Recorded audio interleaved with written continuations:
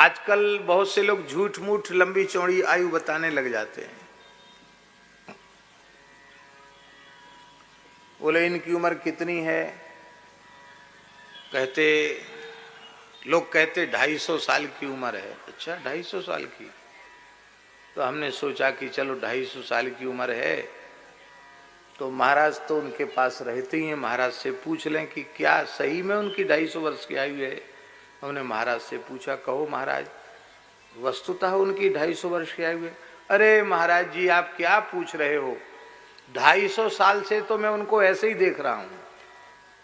इसका मतलब क्या हुआ, नहीं समझे इसका मतलब कि उनकी आयु तो है ही है, इनकी आयु भी 250 से कम नहीं। बताने वाला कहता 250 साल से हम ऐसे ही देख रहे हैं, उनकी आयु अपने आप बड़ी। ऐसे भी लोग बड़ी आयु बता देते हैं, लेकिन ऐसी नहीं। वस्तुतः उनकी 1400 वर्ष की आयु थी। वे महान हठ योगी थे और वे योग बल से आयु बढ़ाते थे। आप में यदि सामर्थ्य हो तो आपकी भी आयु बढ़ सकती है।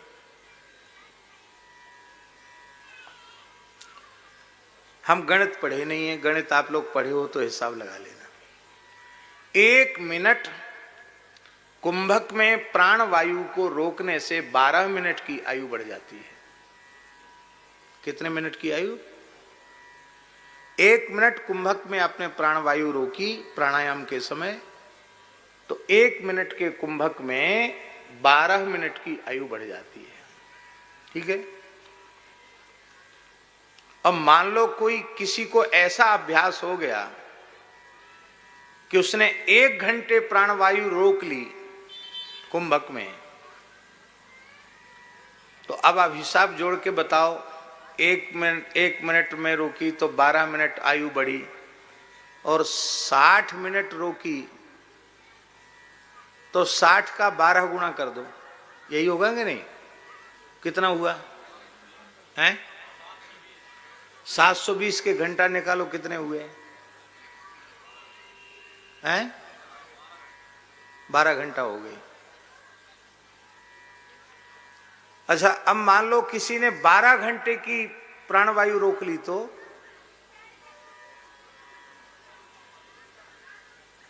और 24 घंटे की रोक ली तो, और मान लो महीना भर उसी स्थिति में प्राणवायु रोक कर बैठा रहा तो, और साल भर रोक कर बैठा रहा तो, अब हिसाब लगाते चले जाओ कितनी आयु बढ़ेगी। तो प्राणायाम चढ़ा चढ़ा करके आयु को बढ़ा दिया था।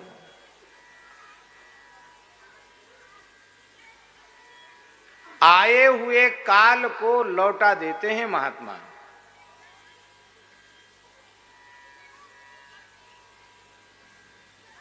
आंख मूंद कर फोटो खिंचाने वाले योगी नहीं, वस्तुतः योगी हो।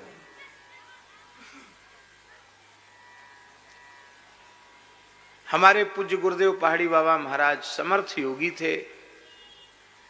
एक बार ऐसी स्थिति हुई कि लगा हमको कि उनका अब शरीर नहीं रहेगा। तो महाराज जी से पूछा तो महाराज जी ने कहा हाँ संकेत हो गया है।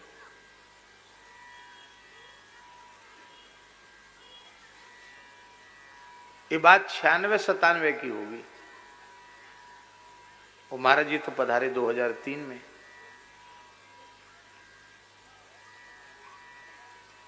आप किस साल में आए? 98 में आए। उसके पहले की बात है, 96-97 की बात है। महाराज जी बोले संकेत हो गया।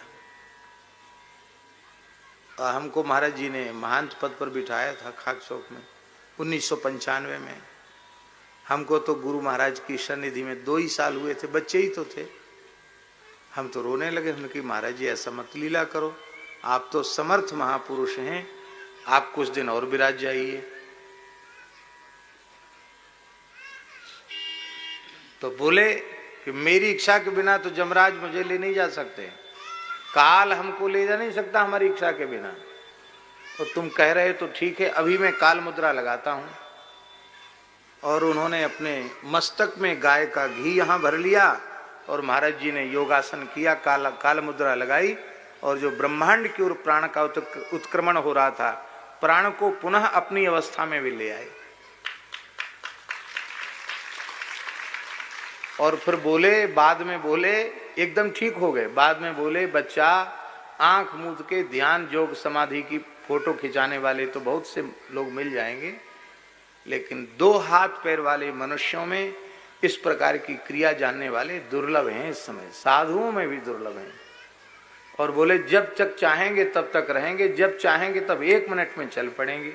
और गए तो ऐसे ही गए, चाह लिया और चले गए, महान योगियों की तरह। तो प्राणायाम से आयु बढ़ती है, प्राणायाम परम बलम। काल मुद्रा लगा करके योगी प्राण काल को जीत लेते हैं। ये दृश्य पुस्तकों में भले ही न लिखा हो, पर मैंने अपनी आंखों से देखा है काल को लौटते हुए। चांगदेव जी की आयु झूठी नहीं थी, वास्तविक 1400 वर्ष की आयु थी उनकी। और वो कितने चमत्कारी सिद्ध थे। आज चमत्कारों की बड़ी बड़ी चर्चा होती है।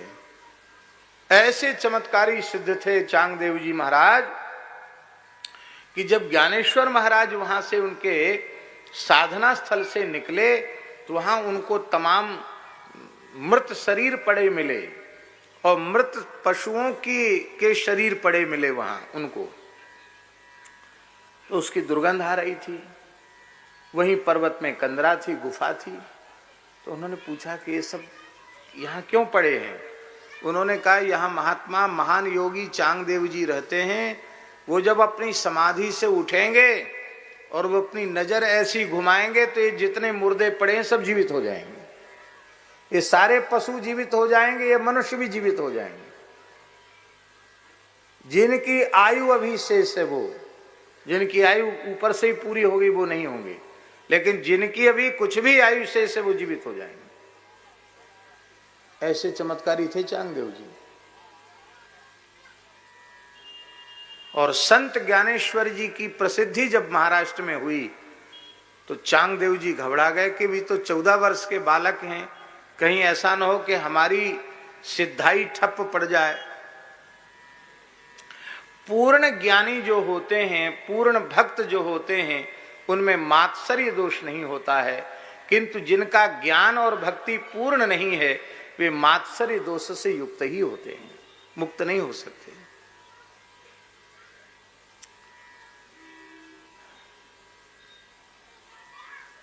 दूसरों के उत्कर्ष को देखकर मन में ईर्ष्या उत्पन्न होना, इसी को कहते हैं मात्सर्य।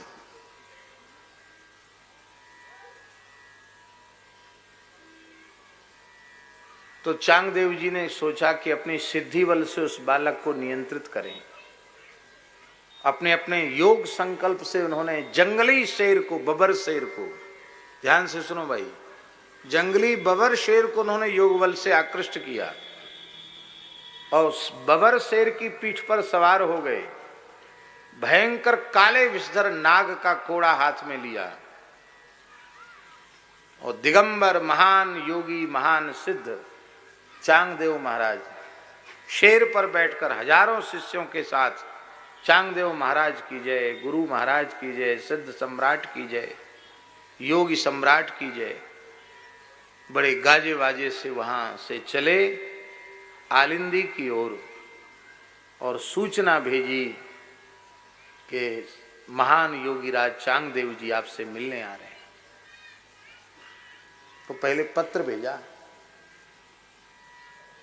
कागज कोरा था। कोरा कागज इसलिए भेज दिया कि चांगदेव जी यही निश्चित नहीं कर पाए कि हम दंडोत लिखें, प्रणाम लिखें, क्या आशीर्वाद लिखें। कहीं हमसे सिद्धि में बहुत बड़े हुए और हमने उनको आशीर्वाद लिख दिया तो भी अनुचित होगा, और मान लो हमसे बहुत छोटे हैं, हमने दंडवत प्रणाम लिख दिया तो भी अनुचित होगा। कहाँ 14 वर्ष का बालक, कहाँ 1400 साल का योगी। तो जब शुरुआत में ही लिखना मुश्किल है तो आगे क्या लिखें। तो कोरा कागज भेज दिया। ज्ञानेश्वर जी ने हाथ में लिया तो मुक्ताबाई ने कहा कि दादा इसमें तो कुछ नहीं लिखा है। तो हंसकर ज्ञानेश्वर जी ने कहा 1400 वर्ष का योगी अभी भी कोरा ही है, माने इस पर न ज्ञान का रंग चढ़ा न भक्ति का रंग चढ़ा, केवल सिद्धियों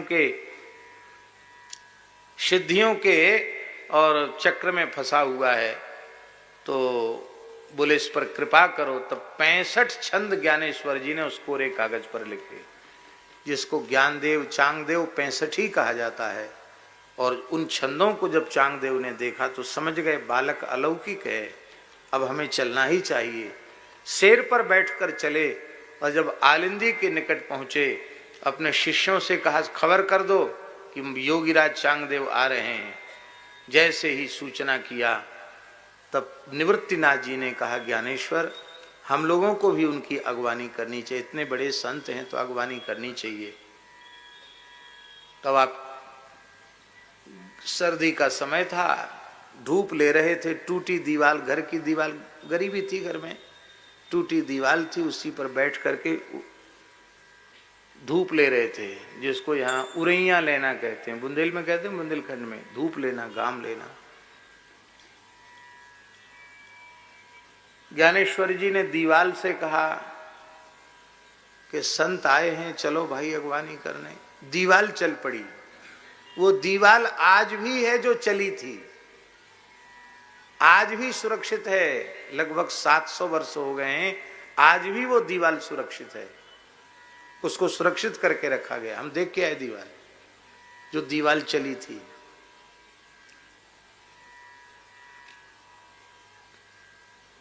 कहा महाराज 65 का रहस्य समझाइए, इन छंदों का रहस्य समझाइए। बोले इसके लिए बलिदान देना पड़ेगा। तो उन्होंने सोचा हमारे बहुत चेला हैं, गुरुजी के लिए कोई एक बलिदान कर देगा। सब चेला भाग गए, गुरुजी कहीं हमको न कह दें बलिदान के लिए, सब भाग गए। बोले मैं अपना स्वयं का बलिदान देने के लिए प्रस्तुत हूँ। उन्होंने कहा महाराज बलिदान माने हिंसा नहीं होता, बलिदान माने होता है संपूर्ण समर्पण। जब तक आप पूरा समर्पण नहीं करेंगे तब तक आपको न ज्ञान मिलेगा न आपको भक्ति मिलेगी। उन्होंने पूरा समर्पण कर दिया। तब श्री संत ज्ञानेश्वर ने उन्हें अपने शिष्य के रूप में स्वीकार किया। प्रसिद्धि हो गई। गुरु महाराज की उम्र 1400 साल, गुरु महाराज की उम्र 14 साल और शिष्य की उम्र कितनी? 1400 साल। 1400 वर्ष के वृद्ध योगी को 14 वर्ष के बालक ने शिष्य बनाया। ऐसे संत ज्ञानेश्वर जी के अनंत चरित्र हैं। और उन संत ज्ञानेश्वर जी महाराज के की वाणी, जिनके लिए श्री नाभा जी ने गिरा गंग उनहारी काव्य रचना प्रेमा कर, उनकी वाणी को श्री गंगा जी से उपमित किया है। साक्षात गंगा जी है उनकी वाणी। जैसे गंगा जी का जल हजारों वर्षों तक रखा रहे तो भी उसमें विकार उत्पन्न होता नहीं है, ऐसी परम निर्मल और निर्विकार वाणी संत श्री ज्ञानेश्वर जी महाराज की है। बोलो संत श्री ज्ञानेश्वर जी महाराज की जय।